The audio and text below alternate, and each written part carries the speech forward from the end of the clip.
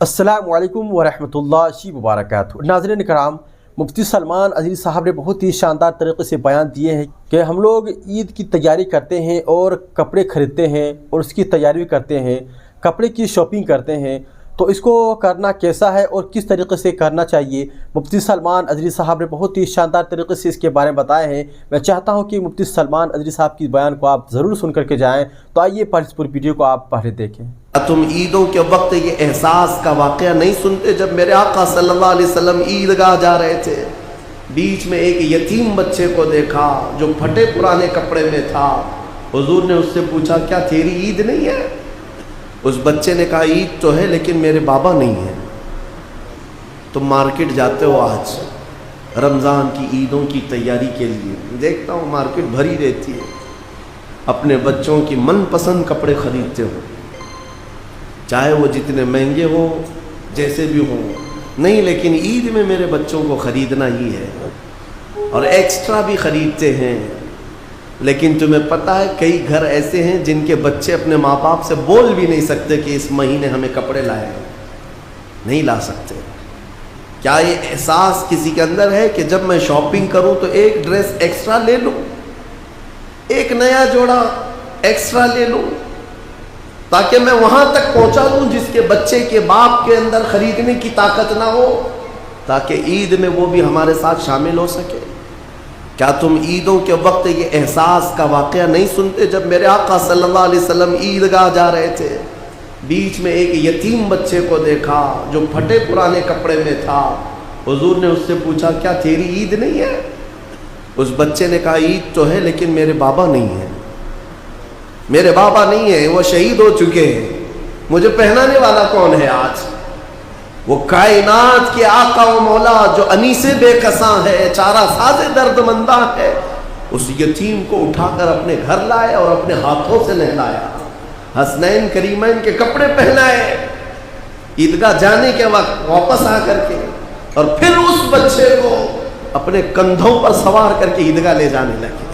کون ہے یہ جو احساس رکھتا ہے؟ حسن و حسین انگلی پکڑ کر کے چل رہے ہیں اور یتیم بچہ کندھے پر سوار ہے، مصطفیٰ کریم کے کندھے پر سوار ہے۔ بلکہ اس دن دیکھنے والے صحابہ اش اش کرتے رہ گئے، اور کئی بچے تو یہ تمنا کرتے رہ گئے کاش ہمارے بھی باپ مرے ہوتے تو میرے آقا کندھے پر اٹھائے ہوتے، یتیم ہوتے ہم۔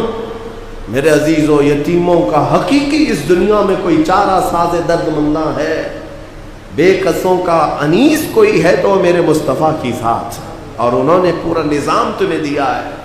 یہ صرف سنانے کے لیے نہیں، یہ کوئی کہانیاں نہیں ہیں جو تمہیں سنائی جاتی ہیں، تمہارے عمل کے لیے ہے کہ اپنی زندگی میں تمہارے پاس جو چیز بھی آئے اس کا ایک حصہ ان لوگوں کے لیے خاص کر دو، کیونکہ قرآن میں ہے وَفِي أَمْوَالِهِمْ حَقٌّ لِلسَّائِلِ وَالْمَحْرُومِ۔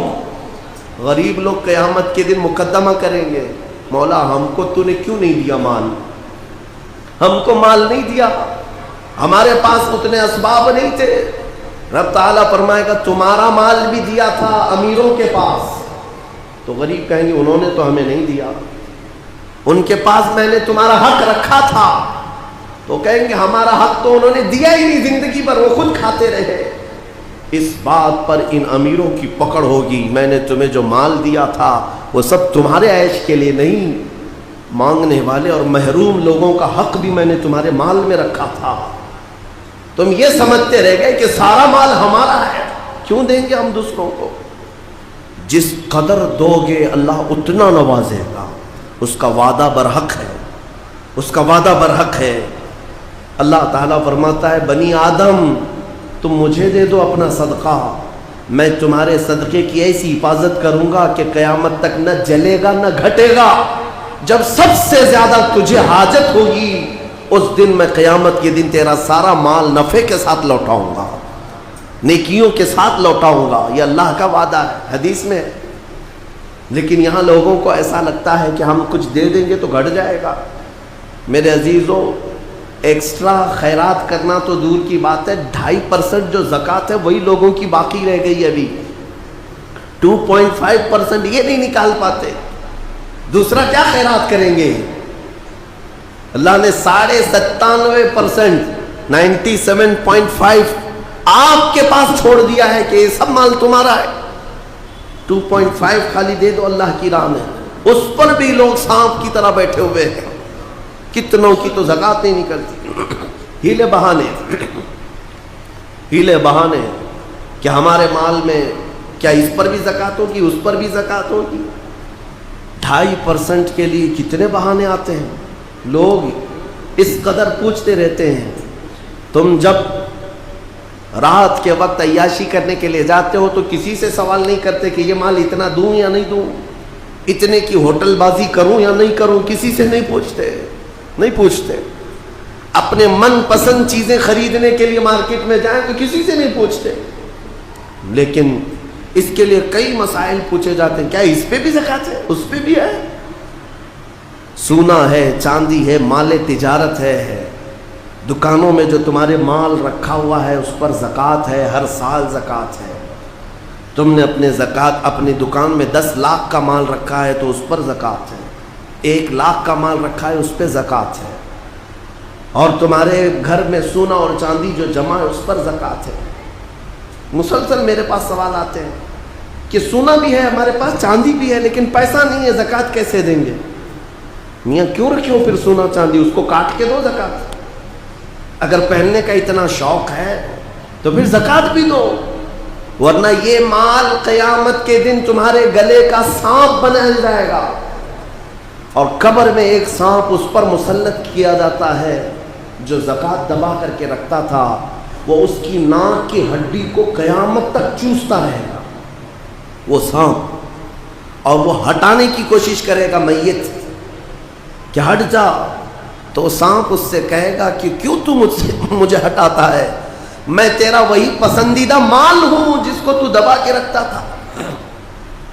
یہ مال اژدہا اور سانپ کی شکل میں قبروں میں قیامت تک ہوگا. اپنے احساس کو زندہ کریں. میں ایک بات بتاتا ہوں, اسلام کا نظام.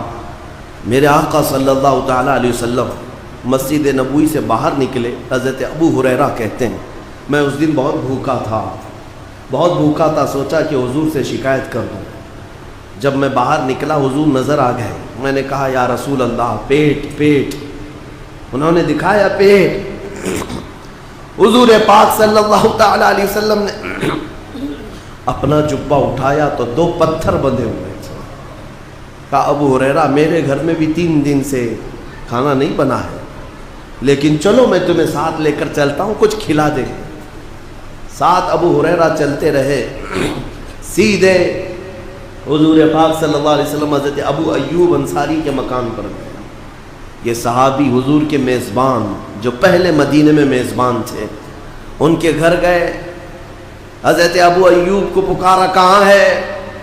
ساتھ میں حضرت ابو بکر اور حضرت عمر بھی آ گئے تھے راستے میں. وہ آئے. حضور نے فرمایا گھر میں کھانے کو کچھ ہے.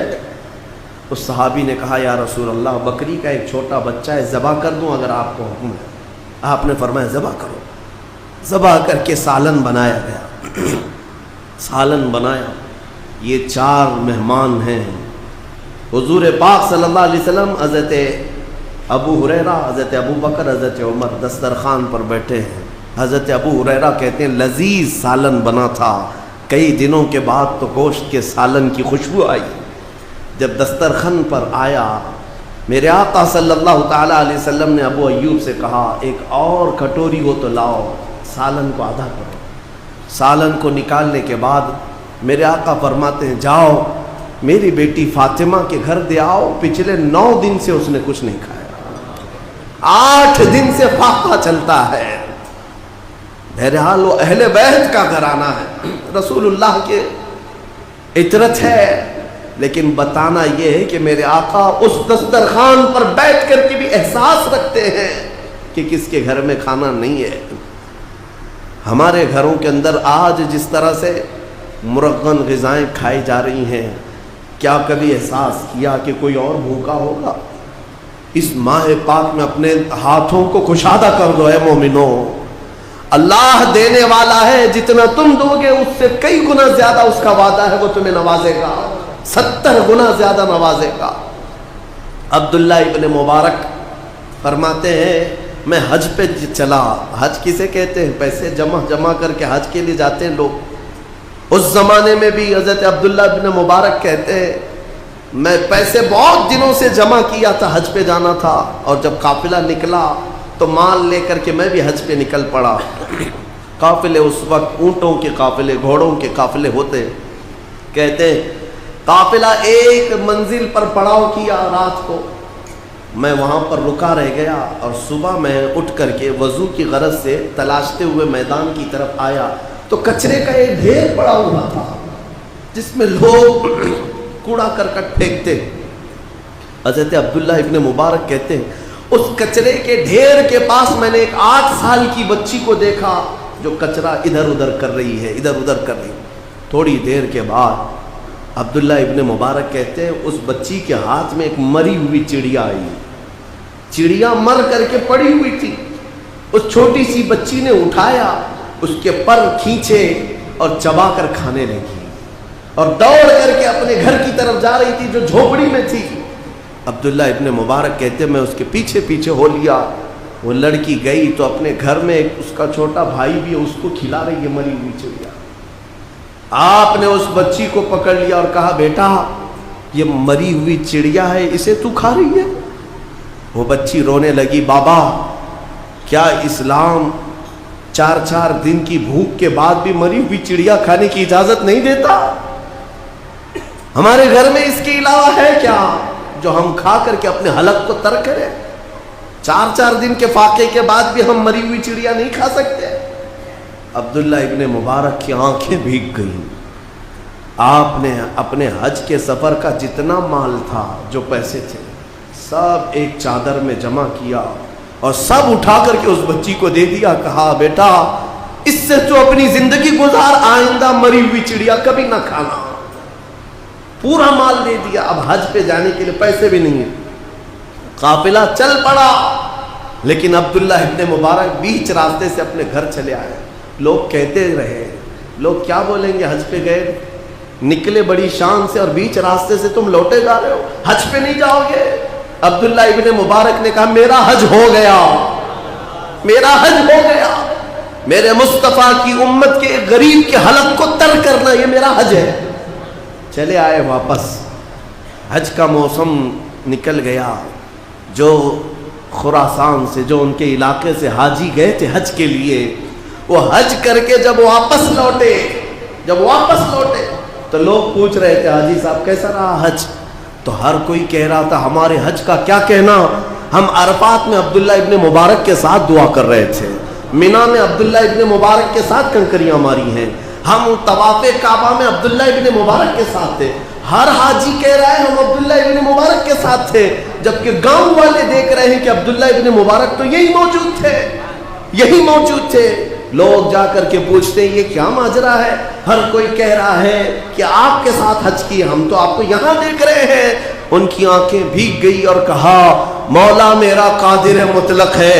جب اس کی رضا کے لیے ایک غریب کی مدد کی گئی تو اللہ نے عبداللہ ابن مبارک کی شکل کا ایک فرشتہ بھیجا جو ان کی طرف سے پورے حج کے ارکان ادا کرتا رہا.